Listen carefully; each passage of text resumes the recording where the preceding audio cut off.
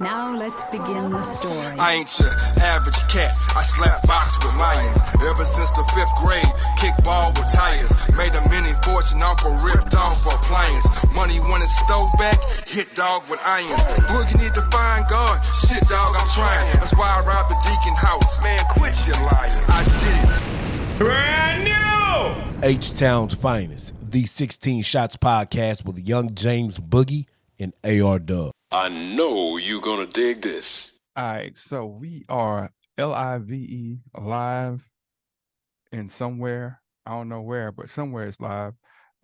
We have the multi-talented, multifaceted star of many a film, set designer, script writer, co-director and director, and probably 17 other things that I don't know that she does. We got the Miss Andrea Tyler. What's up, everybody? How's it going? Chilling. I want, you know what? I remember last time you came on the show, I was so inebriated that I couldn't say Tyler. I was like, Taylor, but it's I know it's a T and a Y and an L in there somewhere. It did take you a moment, but right now that introduction right there, you were right on time with it. It was the longest introduction I've ever had, but you had it. I'm pretty sure. See, man, it's too early for me to start my shenanigans, so I'm gonna keep my commentary to myself. I'm gonna wait until look at them with the H-Town. I see you. Oh baby. yeah, I need a haircut. You know what I'm saying? Since I need a haircut, I gotta.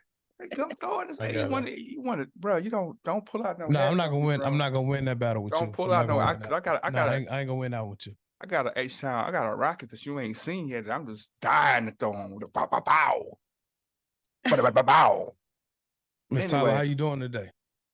I'm feeling great. I'm elated. You know, I've been seeing your post. I'm pretty sure we're gonna get to it. I've been meaning to come visit with you at your establishment so I can see your views from the bar as well. You know what I'm saying? Okay. So I gotta come check that out. Those some nice views I saw. The views from the bar are always on point from where I'm standing. Yeah, Boogie, we're gonna have to step out to see this. I was trying I'm a hermit and I don't go nowhere. That's what you say, sir. I was trying to finagle a situation where we could do some things, but you know, the logistics weren't right for us to be able to do it, where we could do a live show at the bar. But don't think that I'm done though, Miss Tyler, because I still don't think that I'm done, because I can see a scenario where we had some scripted and unscripted things going on in an alternate location, you know. Okay. And to compensate for the monetary lacking or the propensity to create money that will probably be created in the situation that they are in now and that you are in now, we will create a similar situation in our alternate, you know, location, you know. Okay. So yeah, so you know, I know that, you know, people feel like the great American poet Brad Jordan said, well, the great American poet Daz Dillinger on a record with Brad Jordan said, money make the world go round. That's true. Okay. It made me do all the things that I do. Right on. Ride down Belford one deep and bump screw.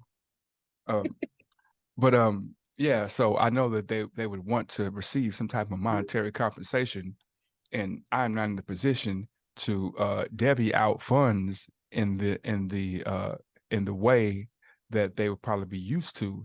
But I could create this similar situation where they could have the opportunity to do the same thing the same way in an alternate location.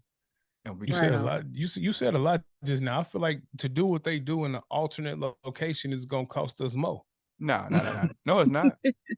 Man, that sounds like a private event. You know what I'm saying? And usually to get somebody to leave their normal routine establishment and then come sit with us in a private area, we're going to have to supply more earnings than they would normally get in their own establishment. That's crazy man thinking, bro. That is, ask Miss Tyler if that's crazy man thinking. Please ask her. That is absolutely accurate facts. Hold on. That is not a crazy man thinking at all. This is what I'm saying. I'm a realist, right? I'm a very realist. Okay. People play the lottery, knowing that there's a slim chance they're gonna win.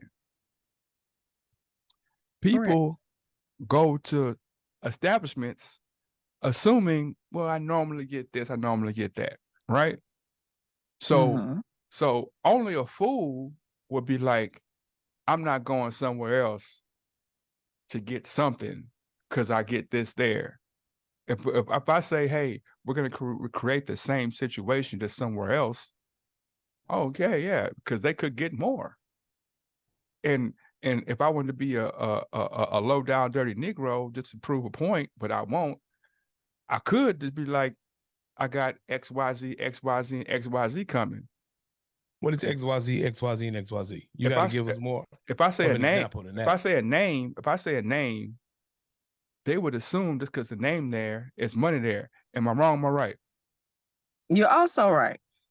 So I'm not saying that I would be nefarious and just throw a name out there, but I'm saying that I would be upfront and honest and be like, hey, this is what we're doing. This is going to be the minimum. This is the time period that we're going to do it at. It's not going to interfere with your normal, hours of operation. It's also going to give you a chance to expound your earning potential without you spending any money. And I think that a forward-thinking human being would be like, you know what? I mean, the potential to make money is always better than the actual money that you make, because that's what the world is marketing. I think if I know I provide a service at a rate, let's say I know if I provide a service, and I'm gonna just throw a number here, I'm gonna get $1,000 on every night I'm providing said service in the place I provided at. Yeah, I'm going to have a fee that you need to pay for me to come to your private event. I see. No. See, you labeled it wrong. It's not a private event. Well, what is it then? It's an opportunity to expound your earning potential. Sound like you trying to hustle me and feed me some bullshit, but okay. I mean, that's how. That's marketing, right? If I tell you, it sound like you trying to hustle me and you trying to hustle me and bullshit me, and I would just tell you, sir, I'm glad that you have this opportunity, but for me to step one toe out of my home and come to your gathering, it's gonna cost you X amount of dollars. Sound like you talking to some prostitutes or something like that. I'm talking to people who are business people, and a business person on any level understands that the opportunity to make more money doesn't always come in a package of upfront money. A lot of times it comes in a package of, hey, this is the opportunity for you to be able to make more by doing this. You can make something, you will make something to compensate for your time. But you'll make something. So let me ask you a question. You provide a service of basketball coaching. Yeah. And you normally provide. I'm assuming. Correct me if I'm wrong. But you do normally provide that service in a certain location, right?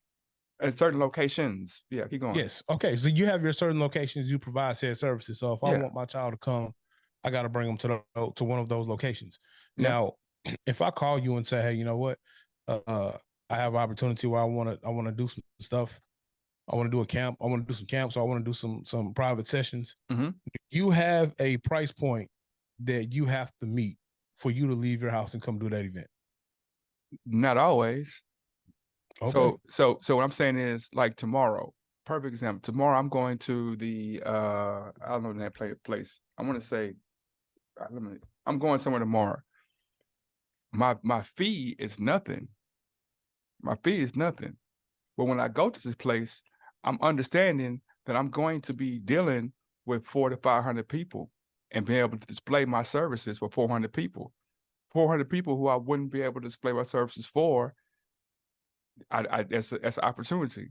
So just because I didn't get paid up front, that's small-minded business, bro. If you think that I got to get paid up front every time I do something, if a person's thinking I got to get paid up front to do it, then you might be thinking in a small-minded, because sometimes, I give this much to get way more. I give a little bit here, or I give my services here, or I put myself in this position to be able to have access to way more than I would have of me trying nickel and dime, or me trying to price point the way out. If I just so this thing you're doing tomorrow, is it could it be considered a marketing event as well, to display what your product you sell? No. Okay. No, I'm going to it's a 3-on-3 tournament. A guy I know is hosting, and he said, "Can you ref?" I said, "Yeah." Oh, I ain't talking about reffing though. That's different. What you mean? Oh, how is different, bro? Because I get paid to ref. What you mean? Yeah, you do get paid. You provide service. I provide a service, and really I should be like, it costs this much to ref wherever you go. Oh, you want to ref? It costs X amount of dollars. But like, nah, I'll do it, because now I know these 400 people that just seen me ref, or that I ref for. Oh, he there for free. Oh, that's how he act for free. When I got 85 kids, it's opportunities that I'll be exposed to for no money that I couldn't pay to get. I couldn't pay to get there. So yeah, that's business, man. That's business, bro. I will agree with you. I have went and shot some stuff for the look, for networking purposes, not necessarily charging people, but all of the people involved in what we were speaking about with Miss Tyler's affiliates, I think that they have a number that we would have to guarantee for them to step out the house. I mean, that's what you put on it, bro. I'm saying that. You're right. That's just me. I don't know in all of my years of dealing with these type of parties that I might have had some involvement in, the young ladies have never stepped out the house on the assumption that they would get something. We had to have an established price before they showed up to our gathering. Okay, that's you. But I'm saying that if I go to an establishment, and the woman and I say, if I tell a person, hey, Slim Thug and his homeboys coming here every weekend, you think the women or the people? You moving the goalposts. What you mean? No, listen what I'm saying. I didn't say that Slim Thug's paying nobody. I just said he's just here. You think that people wouldn't go out of their way to be there? Just saying that, but and when you do that, when I'm putting names out like that, known celebrities that are going to be at this situation, when we're speaking of the nature in which we're speaking of, the assumption is that these people will be there to provide tips for their services. But even with that, there still is a number for them to even show up. Oh no. Or they might just be like, if I get a chance to just meet him, I can talk to him, and I can put myself in him. If he see me, if he talk to me, oh, I'm in the dough. It doesn't have to be you pay me. Like, think about it. You telling me, and I'm not saying it had to be a big name. I'm saying that if you talk to somebody, and if you can convince them that what you're doing is in their best interest, whatever it is, only a person who doesn't understand commerce will be like, nah, I'm gonna go against my bet. If you can convince them that it's in, like what I'm saying is, if I'm saying that the way I get paid is by views, the way I need more clientele, and I'm saying, well, I'm gonna put you in a situation where you can get 1,000 free views. All you gotta do is show up. Why would I be like, nah, I don't want no 1,000 free views. I don't want no free views. I don't want my services to be promoted that way. I want to keep making it this way. I want to keep struggling. I want to keep. And I'm not saying you're wrong. I'm just saying that. I have got to say something, because that's why I stopped. That's it. I'm gonna stop. This is like a back and forth, but I okay. So let's just say, in this situation that you guys are talking about, you start off with 10 females. By the time you get through pitching your what by the time you get through with your pitch, Boogie, you're gonna have 5 females that are still standing there. That's all I need. But I'm telling you, you're gonna lose half of whatever you start with, because you do have some open-minded females out here that are entertainers that understand logistics. But then you have others who expect for them walking through a door to mean something is supposed to happen. So they're going to expect that number up front. I agree. And by the way, when Slim Thug comes in the building, Slim Thug pays. Back in the day, I was one of those girls that was called to his videos, and the price was paid up front. For the video. So that was for a video, but it's considered what you would call a private event. Yeah, but that's what I'm saying. I'm not trying to throw a private event. But I'm saying it's because I'm not where I would normally be making my money. You're asking me to be somewhere else. So I need the money that I'm missing to be compensated. So do you feel, it's a 50-50 chance of how things are gonna go. If you start off with 10, you're gonna end up with 5. You start off with 5, you're gonna end up with 2. And my thinking, and I can see that. My thinking is that, once again, there's like you said, it's 2 sides to every coin. It's two ways to look at it. If I start off with 10 and end up with 5, and the 5 are able to expound and grow, then the 5 won and I won. Because now when I go back to the other 5, I'm coming back with, you got to pay me. I agree. You got to pay me now, because I know these 5 already already spoke for. I ain't got to speak to you no more. They already came back and, girl, I made XYZ, or girl, this so and so, or girl, blah blah blah. So when I come back, I'm like, oh, the fee is so and so now, right? Absolutely. And if it doesn't work, oh well. Entrepreneurship is failure, and it's not it's not failure in I fail and I quit doing it. I fail and I find another way to go. I keep going until I find a success. So that's right. Then at the end of the day, you know what I'm saying, the Rockets are getting better, but they're playing teams that are losing. So it's a double-edged sword. Well, let's get to this. We had some good topics, man. I want to get to those. I gotta find them though, because like I said, I'm fresh off the block. You know what I'm saying? I'm fresh off the slanging these whistles, blowing these. Yeah, whistles. you pulled your whole hoodie up and flashed and everything. You just yeah. I had to show you what I'm working with. Show you what I'm working with. Off the block. You know what I'm saying? Show me what you're working with. We'll start at the beginning, right? Okay. This is the part where I talk crazy about Dub, because I find it funny sometimes. Dub is the worst bartender ever. Like, I don't know. He probably will admit it, you know what I'm saying? But his goal is not to make a tasty drink. Well, maybe now in his twilight or his latter years, it's like, wants to be tasty or whatever. But in 20s, his idea of a drink was, how strong can the drink be? Like, it wasn't like, let's make it, palatable to the tongue. Let's see if we can concoct something that's new and vivacious. I'm gonna have to call Cap, bro. Now I'm gonna have to call Cap. Now part of your take is not false. Okay. You are true. My goal was to make the strongest drink I could to, liven up the party. But we have a legendary drink named after our legendary group that Young Dub, mixed up. So don't act like, for years the drink was requested. All and right? What is that drink, if I might ask? He gonna pull the one. Man, it's called CG Punch. You know what I'm saying? And it was pretty fire.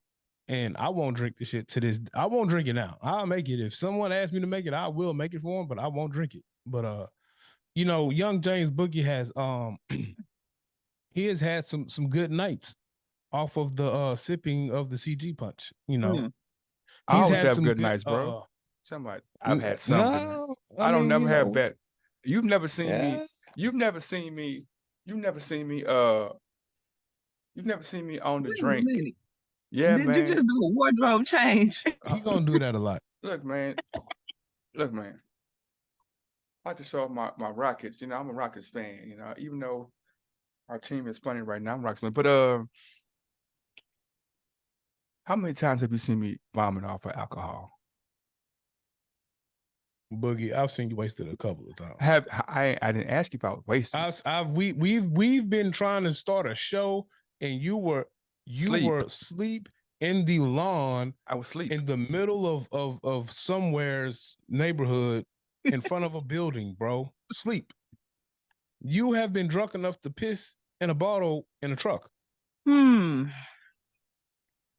But at you I still asked you a specific question, and you said, I said, have you ever seen me vomit off a drink?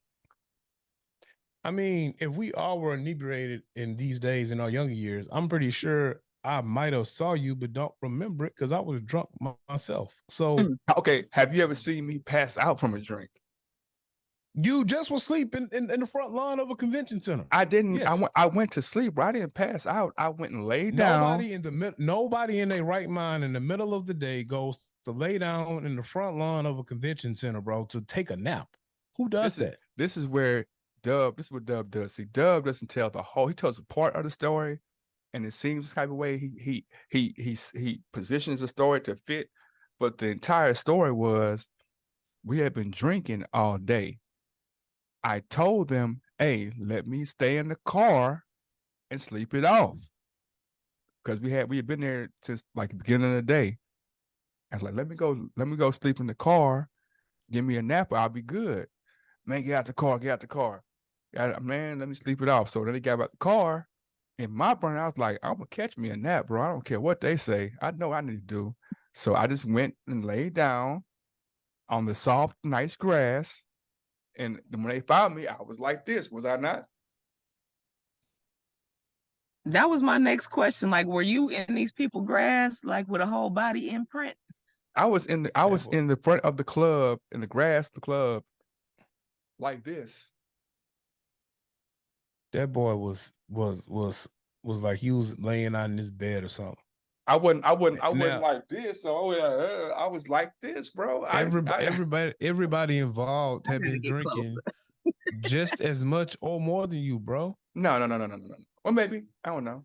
But look, once again, you talking about 260, 250, I won probably 70 at the time. The fuck that got to do with me? That sounds like a bunch of excuses to me. Come on now. That's what it's bug though. I'm drinking with I'm drinking. First off, you probably was drinking Run Rico anyway, my nigga. No, we was drinking the good stuff, bro. Because we was at that's what happened.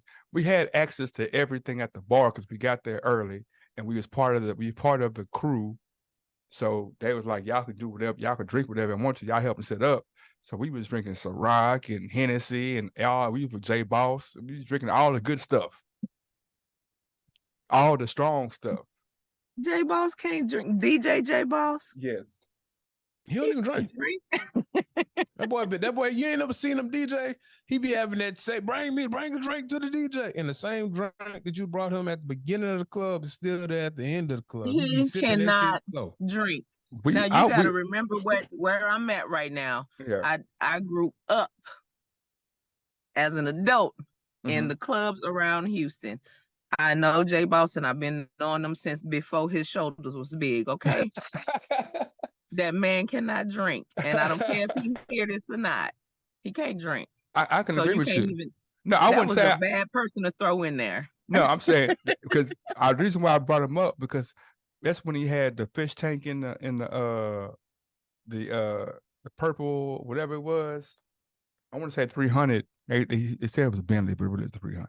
You know what I'm saying? We had a fish tank in there, and so I was like, hey, let me chill, because I was in the back seat. I was like, hey, let me sleep. Let me take this off. You know what I'm saying? I was in the back seat. I was, you know what I'm saying, the ambiance, the fish, the water. I was, I would be, hey, man, I'm like, hey, bro, man, just let me sleep this off, man. Yeah, see, I don't remember this part, but Yeah, you like, I'm not finna let no drunk nigga sleep in my car though.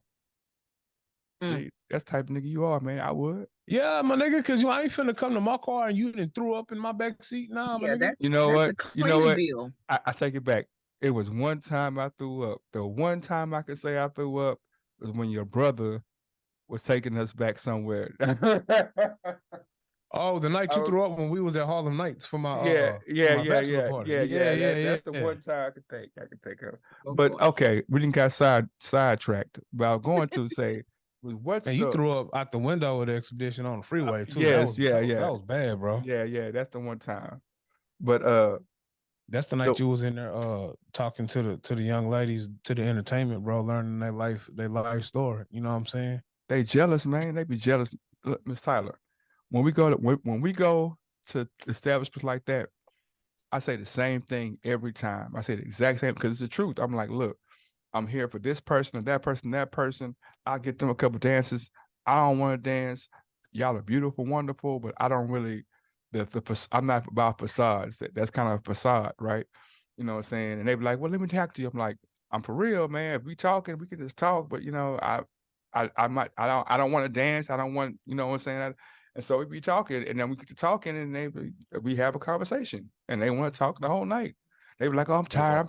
I'm tired dancing with these dudes. These dudes be that." I'm like, I don't know, man. I will let you know that no one is jealous, but okay. Let's ask Ms. Tyler's questions. Yeah, I was being facetious about the jealous part. I'm just saying, but I'm never jealous when cheeks are in my laps and in my face. I'm never jealous of another nigga. But go ahead though. I would say, yeah. You know, so I just have conversations with them. But anyway, what is the role of a bartender in your summation or in your? How do you feel? What's the role? The role of a bartender, coming from me, and most people from me see me not as Andrea Tyler, the bartender. They see me as Sustah. And everybody knows me as the club as Sustah, and Sustah is just that. You know, I provide hospitality when they come in the club. Most people, just as we've been on the phone here, I'm sitting outside the club. People are pulling up and they're like, "Where are you at? You know, you're supposed to be here. Yeah. Who's at the bar?" Yeah. You know, and I'm like, I'll be there. Yeah. So the bartender is the person that is your greeting in this type of establishment. The bartender is who oversees, for the most part, or at least me as the bartender, I oversee the club. You know, I'm making sure that everybody has what they need. I'm making sure that the ladies are comfortable and you know, not out of place. A lot of times if they can't go and say something to the guys who are in charge, they can come and see me, because I also have that authoritative type of, you know, presence in the club. So as a bartender, the bartender not only tends the bar, but oversees the entire place. Talk to him. When you're at the bar, can you kind of peep the scene and see some of the unruly clients starting to act a little funny, and you can cue security over there to handle the situation? Well, you know, for me being here, I've a lot of people, we make the jokes that, you know, I come with the building because I've been here for quite some time. I left for a couple of years, you know, on my media travels and everything, and then I'm back, but I can see stuff before it takes place because I'm familiar with it. I can, you know, see the tension brewing in the left corner. I can see those two girls over there, you know, kind of beefing with each other. Give me 1 second here, guys. Take your time.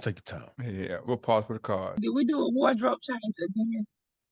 What are you talking about? He is gonna switch outfits more than Tyra Banks would at a show. What are you talking about? We do another wardrobe change. I'm telling you, boy, you quicker than me on set. What are you talking about? You know, I was in the movie, right? I mean, I know that. Oh my God! You know, I know the footage of my. Because first off, let's. I don't want to get into my movie. You know what I'm saying? No, please do. Let's get into it. You know what I'm saying? Please, but you know, I was blessed to have the opportunity to be, an extra. Well, I say an extra. I was an extra in the original filming of Mo City, and the great Miss Tyler, gave me a call back, and she was like, you know what, I think you kind of got the camera kind of likes you, and you kind of, I want to put you some more things, and so I had a few more scenes with the great yeah, I call him great the great I just went blank, man. I could see him talking about it's the watch. Mo McCoy. No, not Mo McCoy. I'm thinking about You talking about the comedian guy? I'm talking about look at the Boo watch. Capone. Boo Capone. Boo Yeah, Capone. yeah. You know, we this had- story would be a lot better if you tell it in your thespian voice. No. I'm gonna sell in my voice. Oh, see, boy, you man, Yeah, man. You ain't no actor. What the fuck are you drinking out the bottle anyway? Water. You turning that bottle up it don't look like you got no weight on it. It doesn't. It doesn't. It's light. You see It's that? cap. It's cap, man. It's cap. You drinking 40 Creek out the bottle? At the You know bottle. I'm the bartender. It don't look like it's no weight on that. I mean, I don't want to tell my secrets, man, because I don't want to seem kind of way. But it's water. It's water. It's just for show. You know what I'm saying? It's just for show. It's not water. That look like a crisp new shirt you got on there, bro. Oh, this is an old shirt. No, it's not. It's that's how I wash good, man. I wash good. You know what I'm saying? This Man, is the, come on now. This is the original, man. It's the original shirt. Raise your arms up. Let us see the armpits. I wash good, man. But It's a brand new shirt, man. I make shirts, man. I make shirts, so I might I don't wear. even have that shirt, bro. You should. You got a great one. I gave you a great I don't one. have that shirt. I have a gray shirt. I have a gray shirt that says 16 Shots Podcast with Young James Boogie and AR Dub. And you should have a great one that says. I do not have that shirt at all. Oh well, look, man. I the problem with all of this is I have 0 shirts. That's you was globetrotting. That's why you were globetrotting. It's hard to catch up with you if you in Georgia, if you in Michigan, if you in Las Vegas, if you in you gotta catch on IG to find out where they at. Exactly. I'm in Houston right now, and y'all know that because y'all been seeing my view from behind the bar. See, man, I'm telling you, man, and you dropped some pics, man, and I was like, with all due respect, I was like, man, hold up, man, let me get a haircut right quick and move around. You know what I'm talking about? Tell the wife a good lie. Yeah, I'm going to go chill with Boogie tonight. You know what I'm saying? And so when I came to the photo shoot, first off, she had me dress up, and I don't dress up. I'm gonna let you tell your story, bro. But you know what? I don't really. You my brother, and I love you, but you a hoe. How I'm a hoe? Cause, bro, when you was doing the Mo City casting calls and shit, you didn't tell your boy about it till after you was there. No, I 100% told you before. I told you don't say that. I told you before. No, I vividly remember this. No. You know what? I was hot about it, bro. You wrong because I didn't know. Cause but she's here. Didn't you just tell me? It's like, hey, I got a part. You gonna come, right? I actually did. I just called them out of nowhere, and that's usually how I do. Most people, for the most part, I have to surprise them with it because otherwise they'll get cold feet. I'm gonna tell you how I found out. No, I'm gonna tell you how I found out he was shooting the movie because I saw a photo of him and Boo Capone pop up out of nowhere, and I hit that boy line. I was like, man, where you at? Oh man, I'm in the movie. I'm doing Mo City. That's how I found out. That's how I found out too. Oh, you found out once you was taking the photo? Yeah. No, I found out when. You had a little more time. That was the second time. Okay, the first time she's like, I'm trying to tell you. The first time she said, "Hey, I was thinking about you. You would come in and do this part." And this leads back to the story. I was like, I don't dress up. So I was like, okay, let me. So I put on my long sleeve turtle. You know what I'm saying? I put on my slacks. You wore a turtleneck? I wore it. It wasn't a turtle. It was, because I'm kind of like skinny swole, so regular like a turtle, but you know what I'm saying. But anyway, it was up there. Yeah, it was up there. You know what I'm saying. So and everybody, the smart guy top button all the way up here. It was no buttons, bro. It was just just letting the form show. You know what I'm saying. There's no buttons, just soft cotton. Whatever. So and I'm thinking everybody gonna be like this. I get there. everybody casual. What the fuck, man? I look like a square, and I'm like, oh man, I think I'm, what I'm saying. But it was cool. It was cool. So like I said, I thought that was gonna be it. I didn't know I was gonna have to say, but then she hit back, and and so it's like, oh yeah, y'all got the center. I'm like, yeah, we got the center. So he pulled up. So the picture you saw was at our center premiere, and it was, what I'm saying, it was. I'm pretty sure I called you and told you, but now you did tell me about the cigar bar situation when I okay, had a see, flat because I had a pothole on my way. And you told me about that. So I didn't go to that. I found out once I was on my way. But okay, so we even. So I did tell you, I did tell you about the time when I was gonna go together. I thought, okay, well, I went to this one, he go to that one. And no, the third, you told me about the cigar. And all right, you know what? Never mind. This neither here nor there. Let's talk to Ms. Tyler before she has to go bartend. Yeah. Okay, so I go to Miss Tyler, and I'm squared up. You know what I'm saying? Now I haven't seen her yet. I'm just there. She is in full. She's a lot. She's a lot to look at. You know what I mean? It's like if you're not prepared for what you'd be like, what the, hold up, man. And then she had the big hair in. So I was, you see the hair coming first, you're like, man, is that Shaka Khan coming up? You know what I'm saying? But then you're like, no, Shaka Khan ain't built like that, man. Shaka Khan ain't built like that. Yeah. But it was, so I had to get extra professional because, I don't know what other people do, but if there's any, I always get super professional. Like, let me just be the most square brother I could be. Cause I don't want to, I don't want anything.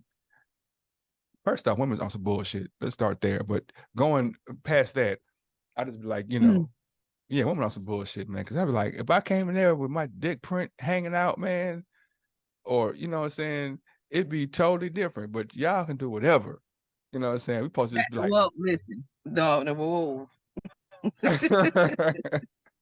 Because coming from this background and ending up in media, yeah, I had to learn because I'm used to displaying body first. Yeah. And what I learned straight off the bat when getting into the professional realm and getting into media is stepping out like that, where the first thing that a person see is my form and all of that stuff, because I know how I'm built. I know the type of impact I have on the male eye, or sometimes female eye too. Yeah. But so you heard that right there? She's like, I know what I do to women.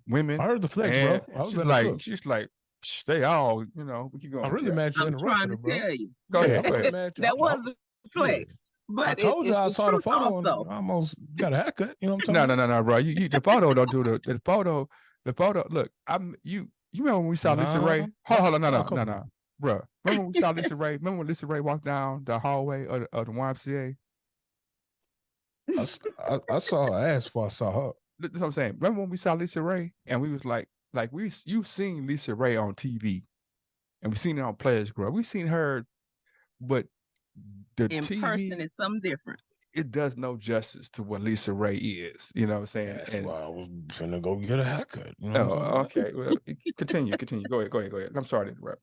No, so basically what I'm saying is you have to learn, especially being a female, of not only my build, but also my knowledge level. I have to learn how to cut it off, cut it on, and when to use it and when not to use it. There was a lot of times where I'm sitting in boardrooms at conference tables where, ideas and things are being spread around. I say something and nobody says anything back. But when I go into the studio and I'm watching the live show that's being broadcast, I'm seeing my ideas being used. But in the credits, my name isn't there.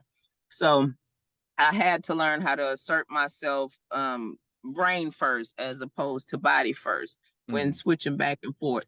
But as a character and when I'm in acting mode, sometimes that body come first. Yeah, and I use it to the best of my ability. And when the check's there. Yeah. and to even be more up forward in front, when I say women is bullshit, I mean it's like it's just when not saying that it is what it is to me is the bullshit. It is what it is with anybody in any shape, because everybody loves some type of shape. So that's not the issue.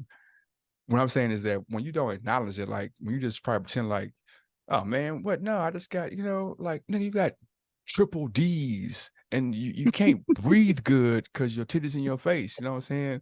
Like you gotta acknowledge that. But man, we got so far off the what you call it. The role of a bartender. So you said that you're the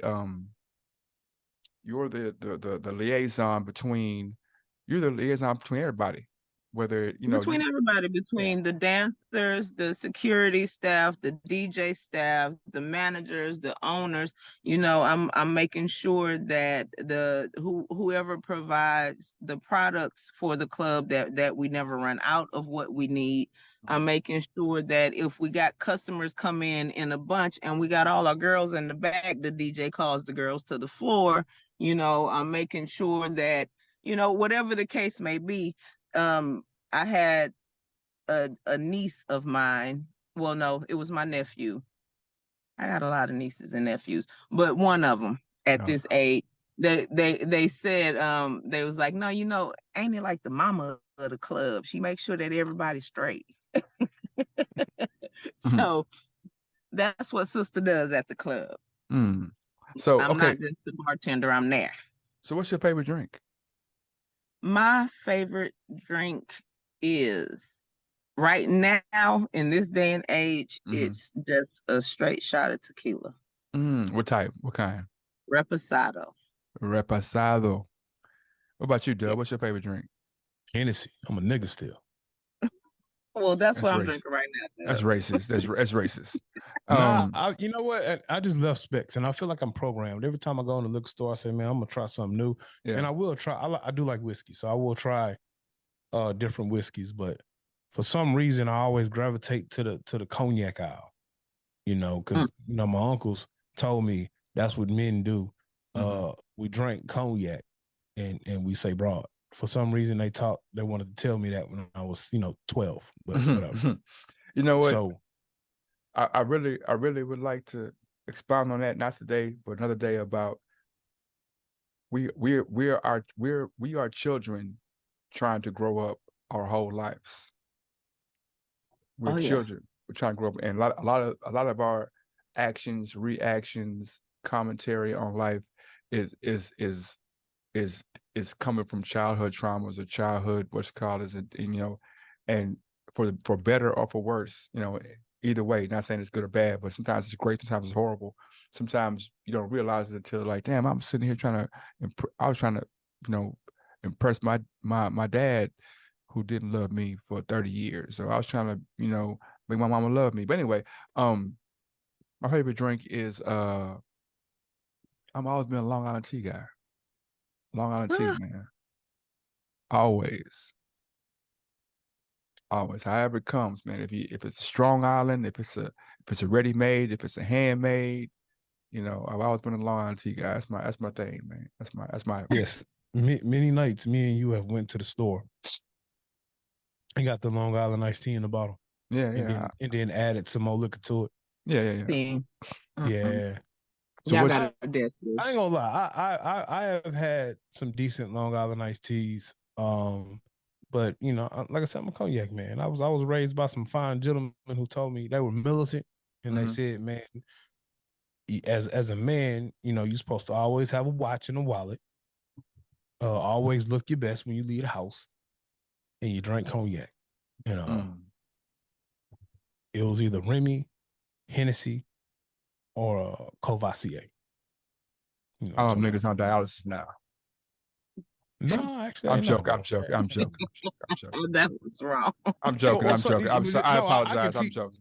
No. I can see why you would say that. Yeah. Because that could be true if you abuse the shit. Yeah. What's y'all never ever again drink? Like, man, I ain't never Gin. drinking. What Pookie say? What Pookie say? Tangerine. Tanqueray, yes. I would never drink that. To this day, I do not drink gin. You know, I had an episode one night. It was some gin at the CG Studio / King Head in Jason's house. Yeah. And I for years I avoided a situation. But for some reason, oh man, I was drinking gin one night, and the situation I was trying to avoid, I ended up in it. And because of that reason, I will not. You can't pay me to drink gin. Like to the point, alcohol. That's what he's gonna do. You really can't like if you really verbalize the fact that gin is in a Long Island iced tea, I won't drink it. I'll have to wait till the next time I come and you try to give me a drink with gin in it. I won't buy it. So you Jamie Foxx. You Jamie Foxx, huh? You blame on alcohol. It wasn't you. It's alcohol made you do it, man. It wasn't your. It wasn't your secret. It wasn't your secret desire the whole time. It was alcohol.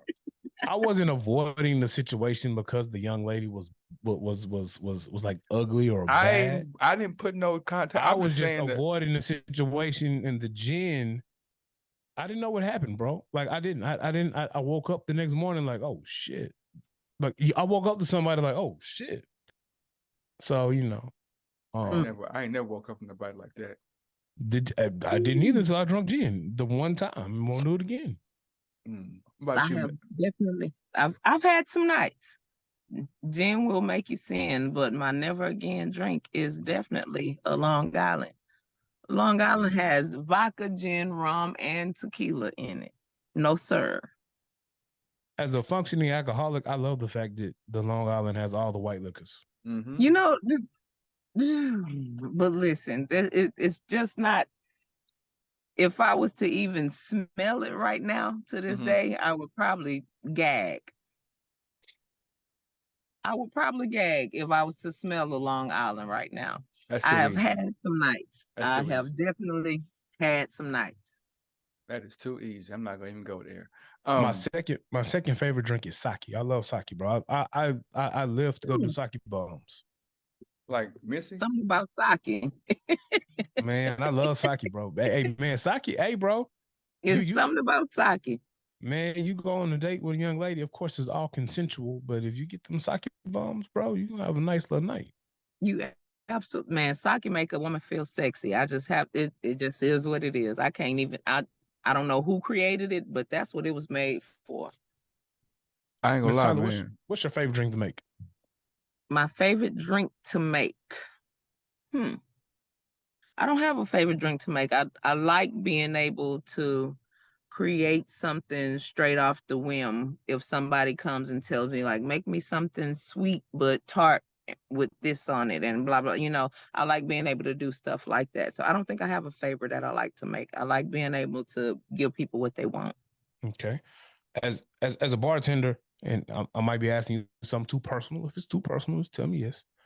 As a bartender, and I don't know you like your status, but if you're, you know, dating a man, let's say you're at the young man's house, what is a drink that you would like a young man to know how to make you? Again, so right now my favorite drink is a shot. So you really can't mess up a shot. Okay. Straight to the point, huh? Just shots. You can't mess up a shot. No. Look, right now we kind of what the kids call big age, so we really don't have time to be playing around. Let's just get straight to the point. Yeah, I had another uncle. I'm just listening. Oh, here you go with sombrero. Another uncle told me that like you know, if you're a bachelor, you got to have a full stock bar because you got to make sure you got what the females like.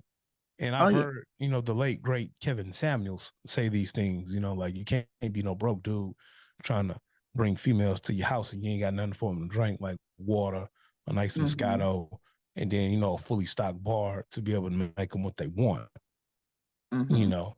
And so, you know, my wife, she is a fan of the Washington apple shots. Do you make these, Tyler? Yeah. Man, those are fucking good. They're not that strong, but they're pretty good though. They're not that strong, but they sneak up on you. Bug definitely has had to watch the apple. How you figure that? Because you was with me when we was drinking them. Washington apple?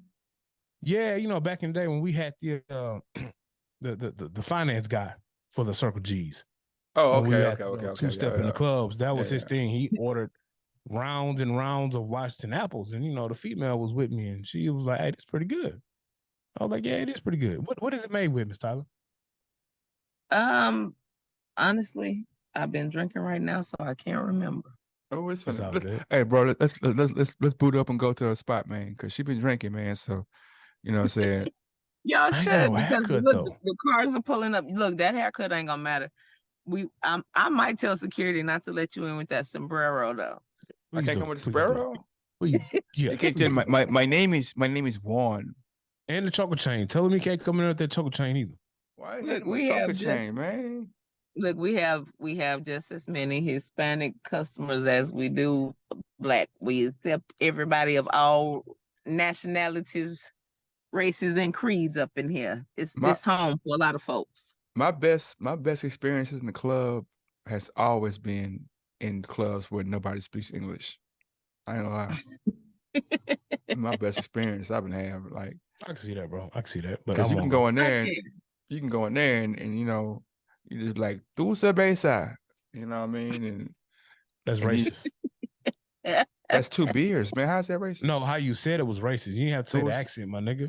You're not gonna order it like that. You're not gonna go to a Hispanic bar and go up there and be like, let me get 2 cervezas. You're gonna be like, hey, let me get 2 beers. No, 2 cervezas. Yo hablas español muy bien, señor. I know all the important words. Like when a fight starts, putos de negro. I know that. That's why you can't be a bouncer, bro. You know all the she say. I know all the preach words. They're like, no sabe, no sabe. No, orale, all that, you know. Mr. He said orale. What was so okay? So where are you at creatively right now, Miss Tyler? Where are you at? What is your creative? What space are you in? Well, I actually just had a private short film released. My first one produced by myself, as an independent producer. So I just had that released. I believe it's on YouTube. It was sent to the original writer, the executive producer. So I didn't have too much to do with it after it was completed. But that's where I'm at. I've had a few independent actors approach me as far as being a talent manager, and I've been considering it, but I don't necessarily feel like that's something that I'm big into, so I don't think I'm gonna go too much into it, because when it comes to the way that I do business, I also do business in the same way that I handle my personal life. And a lot of people say that that's not good, but that's the only way that I can balance the two, because most of my time is dedicated to business. Most of everything that I'm doing when I step out of my front door is dedicated to business. I don't really have a lot of personal time. So I know the feeling. That's where I'm at. I also I didn't mean to cut you off, but I also am working on a few ghostwriting projects. So with those, there's usually an NDA there, so I can't really speak on what they are, but that's always something that I'm doing. I was gonna say, I had 3 quick thoughts as you were saying what you were saying. One, I totally understand. I'm looking at my calendar. I'm like, my calendar is full. I'm getting chewed out. Man, you supposed to be here that you can't, you know, and I'm like, oh damn, shit, whatever. Also, I was like, you said that you've been on Jay's Boss for a while, and Jay Boss is older than me, and I'm an old head, so I'm like, dang, man, Jay Boss older than you? Gotta be. Nah. Yeah, gotta be. I know he is. I'm 100% sure he is. I know he is. And then on top of that, you know what? You're right. Because who was his mentor? It was Jack Frost, right? Yeah, and Jack Frost is in the 60s. Yeah, he might be pushing 50, bro. Yeah, it was Jack Frost. Yeah, it was Jack Frost. I remember Jack Frost. Yeah, and then on top of that, I was like, Black don't crack, And then I was thinking, I was like, yeah, because if you do the talent thing, you'll be forced to have to come my way because all the talent over here. And you know what I'm saying? And if you ain't trying to, you know what I'm saying, if you ain't full hearted on it, you know what I'm saying, you don't want to be the person in history to be like, yeah, I was James Boogie first manager, you know what I'm saying? You know what I'm saying? I dropped the ball on that. You don't be that person. You know what I'm saying?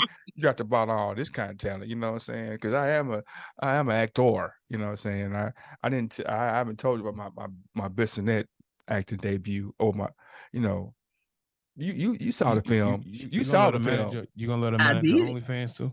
She saw the film. She She saw saw the the OnlyFans. no, she saw the I, film. I did see the Bissonnette The movie. yeah, Well, let but me ask you a question, Miss Tyler. Did you see Boogie in the Bissonnette movie? And that's what I was just Boogie. I don't remember seeing you. No, he was in the movie. He I was in the movie. I He was was in 100% the in the movie. Him Now I and gotta his go back car and was watch in the it movie. again. His I was- I gotta car go was back and more watch it hold again. on. Let me than tell you. him. Let me tell you about my part. My part was the pivotal part of the when the movie was going, and like, because every movie has a part where it's like it's crescendoing, and like it's a point where the movie could go fall all the way off, or it can get better, or it can like Mhm. you know. My part is when I came in. That's when the movie like just it picked up and like it drug you back in. You know what I'm saying? That was my part. You know what I'm saying? It was a small part, I admit. It wasn't a huge, I wasn't like a feature actor, but I was pivotal. So now I have to go back because then this is just me speaking out of my experience. Yeah.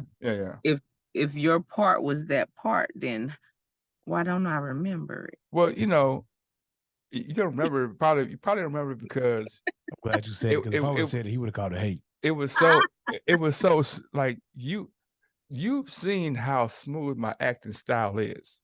Let me tell you Yes, I about have.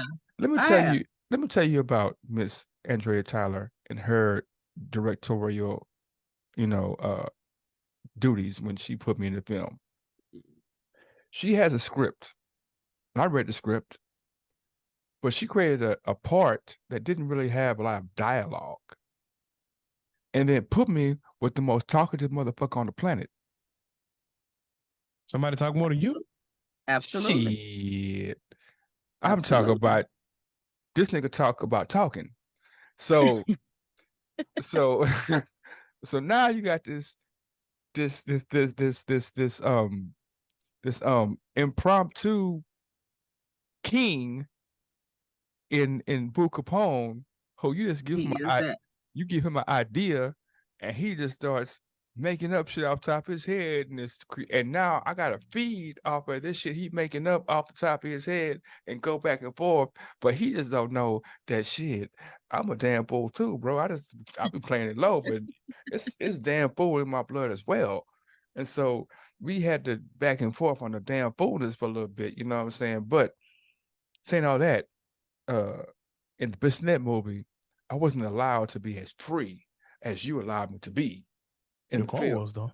You know what I'm saying? I wasn't allowed to be as free. They have restrictions, It was, people who had billing, it was, Absolutely. I you get know it. how, they didn't, sometimes, Jamie Foxx was an extra in some movies, Dave Chappelle was an extra in some movies, I There are actually movies. know the young lady you was in the scene with, too. Yeah. Ask her about me, bro. I'm not going to. Why not? What Dominique Carter did. Oh, I bet she remember. Oh, that guy, he was real nice. He was good too. He was Oh good my too. goodness. She did say you were a nice guy. She did say that. He was good. He had words and stuff like that. I'm an actor. You know what I'm saying? Director. Well, I believe you got skills, and that was my reason for calling you back. So I'll give you that much credit. You and your light bottle that you got there.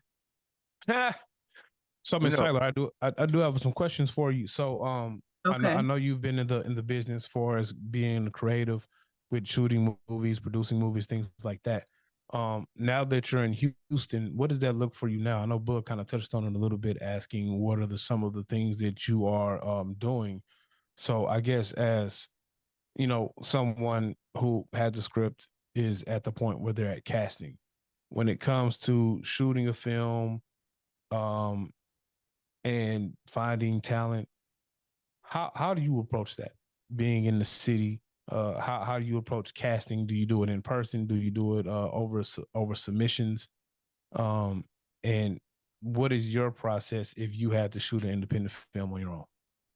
Well, I do all of the above. First, the first thing that I do is I take a look at the script and the character profiles, so I know what type of characters I'm looking for.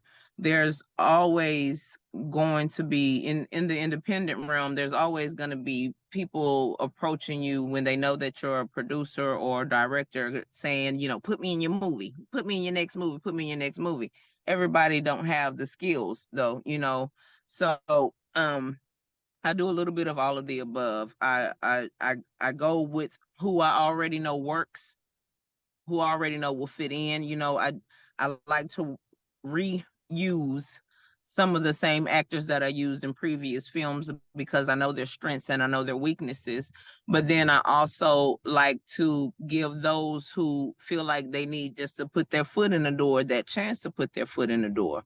If they come out and they audition and they show that they have strengths in certain areas and weaknesses in some areas, it may be something that I can work at to help them enhance, or it may be something that, baby, you just ain't gonna cut it type of situation.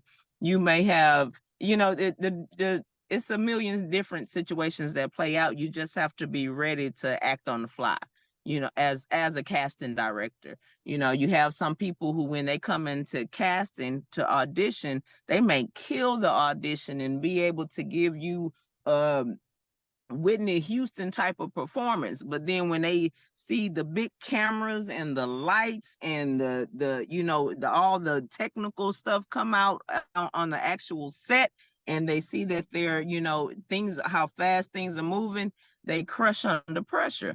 So you have to have somebody a lot of times ready to fill in for that person.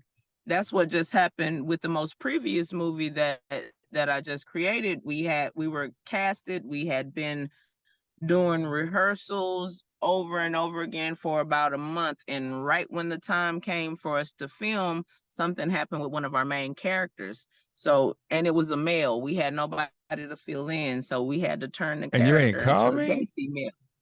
We had to turn the character into a gay female and not filled in. It was literally the last moment, the day of filming, that we had, and I knew all the lines, I knew the roles, so I filled in. You just Ingenuity, got to be man. ready to act on the fly. Ingenuity is the master of all things. So I agree with that. As I'm talking about Houston film, what are your top, or what are some of your favorite? That's the top. Some of your favorite Houston independent films. Some of my favorite Houston. I don't have a favorite. Oh, some you like. And honestly, I'm horrible at remembering names. I'm horrible at remembering names, but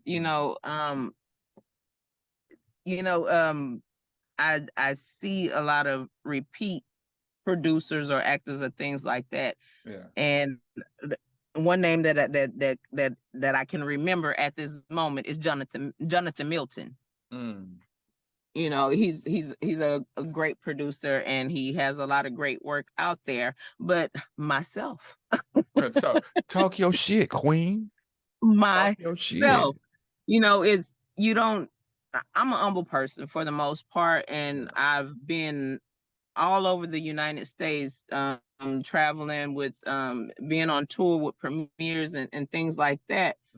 But I get to see that when you do a good job, when you do a great job, when you go above and beyond the call of duty, your name gets out there. You create a buzz, and it's amazing to me, sometimes the type of response that I get back from people, even when I'm not working on something in particular. Somebody may have just caught something from somewhere else and they're calling me up like, hey, what do you think about this? Can I get your input on this? Can we hire you to do this? And I'm like, show me the contract and I'm there if it's right. So yeah, you do your thing and people come back. Just like I called you back. On the side note, I was thinking about contracts the other day, and I don't know if me and Dub have had this conversation. I know me and somebody else had a conversation about contracts and how like they're kind of bullshit. But like, you know, a contract, I'm not saying, I'm saying it in a very broad and vague, I'm not saying that they're not, but I'm saying like a contract, if you think about it, at any time a contract can be changed. At any time. At any point. The only discrepancy most of the time is who feels they're being slighted by the contract. That's the only. Right. That's the only. Like, cause like if you think about it, like okay, I say I'm gonna pay you $20 an hour to do so and so. I am doing some work and I'm like, man, this shit should pay me $40. I feel slighted, so I'm not mad. I say I'll pay $20 and do this shit, and I'm like, man, that shit is really $10 hour job. I feel slighted. You know what I'm saying? Mm-hmm. But you'll say the contract say 20, so pay me 20, or vice versa. You know what I'm saying? Contracts are wild, man. Like contracts are just proof that people don't get along. And that's true. But a contract can be your saving grace, or it can also be the thing that wipe you completely out. So, you know, I tell people, and I give people this when I'm counseling people, I tell them on a regular basis, not only should you actually read the entire thing and ask questions for things that you don't know, but also have someone else look over it. And, you know, a lot of people will say, well, you don't know what you're talking about, kind of stuff, or that person didn't know what they was talking about, or they're just they're big-eyed to what's being presented to them or what's being offered to them that they just sign without reading, that they get caught up in something that they can't get themselves out of. So, you know. But that's what I'm saying. The part of you not being good out of it is somebody else being weak. Somebody saying like, yeah, this is fucked up, but I because you signed it, I'm gonna hold you. Even though I know that this is unfair, you signed it. I'm gonna hold you to it. You at some, but that's why you got to make sure before you sign a contract. You know, you read it, and if you don't understand the terminology, you go hire somebody who does. Exactly. Because essentially, it's a negotiation between the two. It doesn't matter. It doesn't matter. But it does matter though, bro. No, that's what I'm saying. I don't think any contract is going to be 100% the way you want it, the 100% the way the other party wants it. But you at least got to make sure that you can get things in there, because me and you can be in contract negotiations and we both want different things. But when we sign the contract, we make sure that contract is going to speak to the things that we are willing to agree with. Like I might, what I'm saying. My point is that contracts are proof people can't get along. I'm saying that you're saying that no contract is gonna be equal. Like, so how the fuck it can't be equal, bro? Like, Dub, if you want to talk about cars all day long, and I want to talk about feet all day long, then why can't we just, what the fuck? Why can't we just say, okay, we're gonna talk about this 50% of the time for this, but why would I have a contract to say, when we put a contract in there, the contract is just proving that we can't get along. But it's just like you said, it's a negotiation. You have to negotiate. So because there is just that nobody's going to get 100% of what they want. So you have to negotiate with the give and take of the situation. And then you negotiate your terms of what you're willing to do. But that don't make sense though, because it protects both parties though. No, what I'm saying, tomorrow, if we write a contract today, right? And if they're illogical, bro, they're illogical, because a contract written today, it's a 99.9% chance that in a month, in a year, in 5 years, the situation is gonna change. You're not gonna be the same person, the same individual, the same company you were in June of 2001 that you were in June 2020. But that's why you update your contracts. Exactly.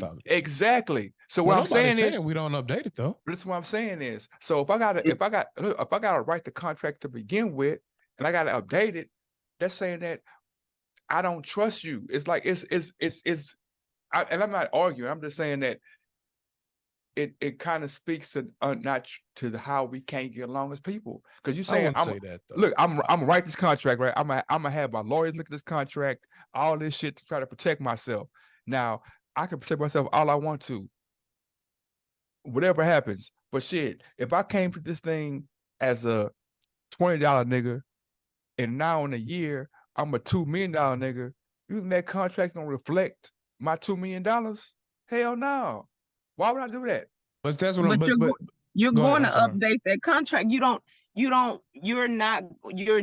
The whole purpose of it is to not be the same person by the end of the contract. The purpose of the contract is for either party to come up, I'm assuming, in some type of way. So you're not going to be the exact same person by the end of the contract that you were by the beginning of the contract. But what I'm saying That's the is, whole part. I would sorry, love to trust every single person that I go into business with, Mhm. but people get the big head once they step their foot in the door. So that's why I need that contract to protect me. You might be cool with me when we chill at the bar, but when we step on set, I need to know that I'm protected under that contract. When I'm saying the other piece is you're trying to ensure your return on your investment. So, you know what I'm saying? Prime example, let's say 25-30 media, and JB is the talent, and JB has he's an aspiring podcaster. He has the potential to have a $1 million podcast. You know what I'm saying? So I give you a $3 million deal over 2 years, and we have certain numbers and benchmarks that you should hit. You know what I'm saying? With that contract being signed, I'm gambling. You might not hit said benchmarks in those 2 years. You're still going to get your 2 million because that's what the contract says. After that 2 years, then we're going to renegotiate it to reflect your output. Now, let's say hold on. Yeah, okay, I'm sorry. Keep going. After year one. After year one, let's say that you exceed those benchmarks and you overachieve. Yeah. Yes. As a fair business person, we can come back and sit down at the table and rework said contract that will give you more money because of your earnings. Or after said 2 years, we can look at the 2-year contract you worked out. Man, I exceeded these benchmarks. I did X, Y, and Z. We negotiate and you get more money.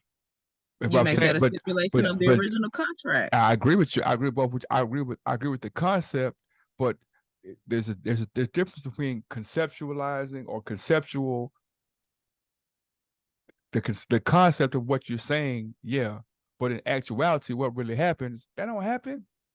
If that was how it happened, man, we can name off 100, 1,000 people who had contracts who were built in that frame of work, who were like, man, now, like you said, if you saying you give me 3.5 million for XYZ, and then you turn around and I'm like, in my first 6 months, I didn't made that.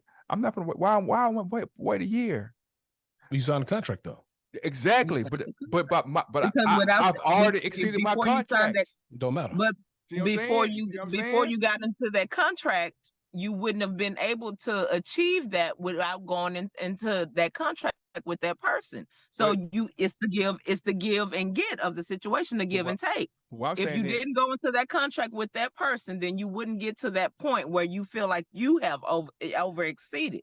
What I'm saying is, if the contract says we're doing this and that, and the expectation is this, the expectation is you're gonna do, I'm gonna give you 3 million, right?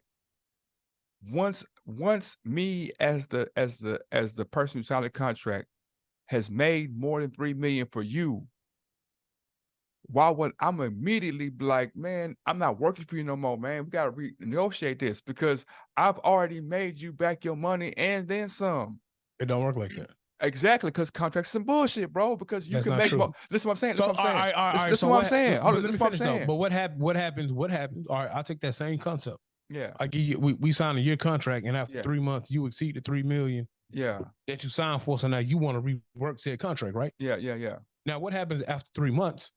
You haven't come close to meeting said benchmarks, and I sit down with you and say, you know what, man, you ain't met these benchmarks in these 3 months. Yeah. Matter of fact, let's give some money back.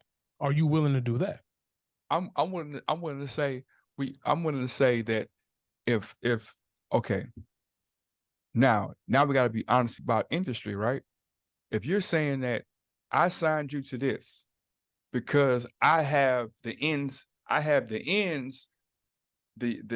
connections, I have the monetary funds to be able to open these doors, right? Not because you have talent, because it's a million motherfuckers with talent. It's Exactly. 1,000. That's Exactly. the talent ain't the issue. The issue is who has the talent and is able to be. Who can get into them doors? Them doors have dollar signs on them, and you have the You're right. dollars, right? So now you telling me because you couldn't use your dollars to open them doors is my fault. That's not true. I've used I've fulfilled my end of the contract. No, you didn't. My dollars. I did. I've used my dollars to open said doors for you, and the talent that you have produced thus far hasn't reaped the benefits that it should have reaped in 3 months. So would it be fair for me to say, you know what, man, it's been 3 months, boom, you haven't hit these benchmarks. Yeah. Everything I've said that I was going to do, I've done. Yeah. How would that look if I sit down with you and say, well, we got to renegotiate this, you got to get some money back? Would that sit well with you? Or would you say, you know what? Yeah. No. You saying now, but if you were in that No. situation, you would definitely not No, be when I'm saying, no, yes, I promise that's what I'm saying. you That's what I'm definitely would. You Hold up, definitely let me would finish. want. Let me You finish. definitely would want that contract to play out. No, let me finish. Before I say give you back because some you money. feel like you lost Let me something. finish. You No, let me- feel like let me- you invested your time. Let me finish. What I'm saying is, if you're saying that the contract is for a year, right? I got to hit X amount of benchmarks, right? Yeah. So if I got to hit benchmarks, then you got to hit benchmarks. So if you hit hit my benchmark, I put the money up and open the doors. I've given you every resource that you need to hit the benchmarks that you agreed to. Yeah. So if you feel like after half of that contract you've exceeded said benchmarks, you can come renegotiate. Yeah. All right. If the shoe's on the other foot after half of that contract and you haven't fulfilled on your end of the bargain, then I should be able to come renegotiate. Yeah, you can. But I'm saying I agree. But renegotiate doesn't mean I give money back. Renegotiate means I don't get money going forward. Because if you want to come ask me for more money, renegotiate means that the two of y'all are going in to agree up on whatever the situation may be. That don't mean one or the other. It means that y'all come into an agreement on something different than the first agreed situation. I agree. I'm going by your example. Well, your example was after half of the duration of it, and I'm just using half of the duration. I know you said it. I'm just using that. Yeah, it's fine. I'm going by your example after half of the duration. Your words were, well, I ain't working for you no more until we working and I get some more bread. Yeah. Because what I'm saying, why does it not work the other way? It does, bro. What I'm saying, look, if you're coming to me and telling me, okay, I have my role in this company is capital. That's my role. Not that I'm giving you money because you less than me. That's my role. That's my job. My job is to have capital. Your job is to have talent. So if my talent exceeds your capital, why the fuck should I work for you still? If my capital exceeds your talent, why the fuck should I work with you still? Because your capital exceeded my talent from the get-green. Coming into it, you already knew your capital exceeded my talent. If I didn't need your capital, or if the capital wasn't needed, you wouldn't come to me. We're working together. I do my thing, you do your thing. Now, if I did something wrong on my talent, if you told me, hey, go this route, and I didn't go that route and it didn't work, you had a foot to stand on. But if you come to me with a contract and say we're gonna do A, B, C, and D, and I do A, B, C, and D, and it don't work, how the fuck you gonna blame me, the talent? And I did what you asked me to do. You know what? I could go all night and straight into tomorrow when it comes to contract talk, but I am big on contracts being present in any type of business agreement, whether it's a small contract that say I will show up at 2 p.m. and leave at 4 p.m. I need something in place to show what was intended so that I can show what took place and I have something to follow when I show whether it happened or it didn't happen at the end of the situation. But I got to get to work because it's Friday night, y'all. I know, y'all. I know. Night. I'm gonna get out of here too. I just want to say to end it off, to end the contract talks, I agree with that. The contracts are necessary to have a framework, But what I'm saying is, what happens all the time is that we step outside the framework where either we're going over or going under. And when you do those things, the party that steps out of the framework doesn't always come and be like, "Hey, I was wrong. I was wrong." Well, they say to the contract says this. Yeah. You're right. And a lot of people don't know how to admit when they're wrong. Because we can't get along, because we can't agree. We can't agree. If we could disagree, like, shit, I fucked up right here. It's okay. So you could find me here, man. Take 2,000 back, take 100 back, take whatever it is, or dock me pay. Not everybody's like that though, and especially in media, you got more snakes than you got angels, and you know that. Yeah. Miss Tyler, we're glad you came on. We're gonna let you go do your bartending duties. I will be visiting you in the next couple of weeks. Plus, I need to talk some business with you on the film and production side. We had some conversations last time you were on, and now that you're in Houston, I have a couple of actors and actresses and some scripts that I want to run by you and get the ball moving on the project. So always there. Give everybody your socials, your company, all of that stuff that, someone wants to reach out to you for some help with getting their independent film going, or if they want to be a part of some of your casting calls that you have, where can they find you at? Okay. On Instagram, I am Sustah for Real. That's SUSTAHFAREAL. On Facebook, it's my legal name. That's Andrea Tyler. On TikTok, it's also Sustah for Real. On Threads, it's also Sustah for Real. And on Instagram, it is also Sustah for Real. So if you need to Google me, if you need to look up IMDb or anything else, it's all Sustah for Real. That is my business name. You can find me on a nightly basis at 7928 North Shepherd. That's Touch Lounge, the old Passion Cabaret.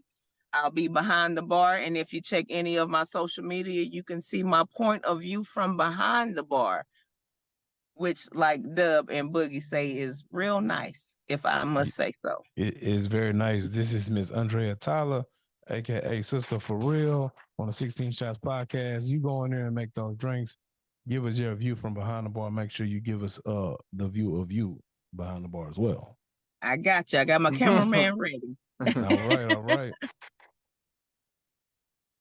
Good night, guys. Like Chuck said, and two. Peace.